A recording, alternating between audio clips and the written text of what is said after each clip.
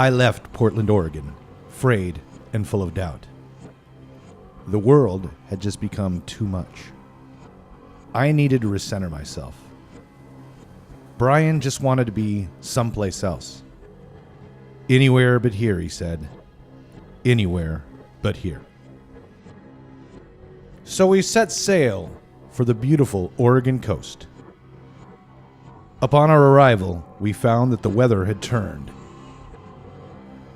My existential walk along the Oregon coastline was to be curtailed.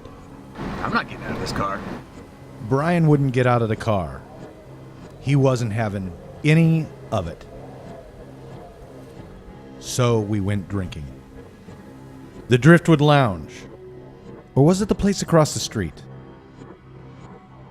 You know, it looks normal in there, but everything is just a little bit off. The bartender seemed cold and distant.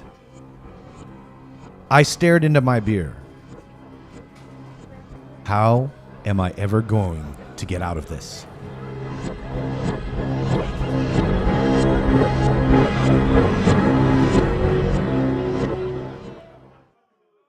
String! Look, Brian! It's string! I lay on my back, trying to break the ceiling into a composition of thirds.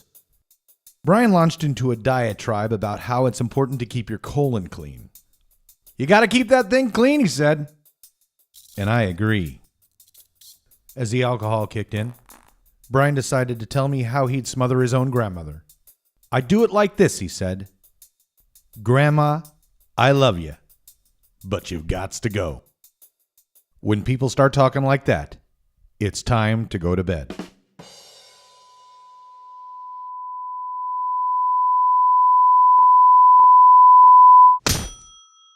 I descended into a heavy sleep where I dreamt of a girl that I will never meet, how I will never find love, and how I will eventually die alone. Now that is a lonely dream. The next morning it was worse. The rain came from all angles. We had nowhere to run. We had been surrounded. We took shelter at a local pig and pancake. We cautiously observed their culture. They hang their kill from the walls out there. They think that it's funny. Brian felt he had to make a choice in life, and so he chose to flee to Seaside. It was raining there too. We sought refuge at the local funland at the beach.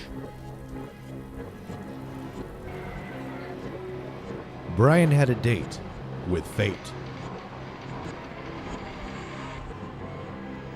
They play a lot of games in Seaside, and there's money to be made. It was here that Brian was to meet his destiny and win big payola playing skee-ball. I've never seen anything like it. The athletic prowess, the hand-eye coordination, it's stunning. Brian made a killing off those poor shills on his day of triumph. He cashed in.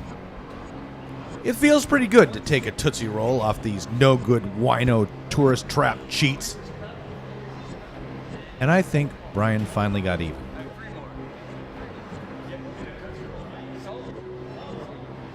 All I'd wanted to do was go to the whale races, but they were closed. Again. I did finally see the beach. The rain whipped us like we were a couple of disgraced animals. I confronted myself there, and I silently reflected on the immortal questions. Who are we? Where are we going?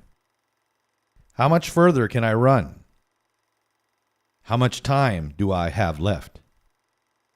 I stood there for almost 3 minutes before I found myself recentered. And that's when I noticed the ocean was rolling in reverse. It was time to go home.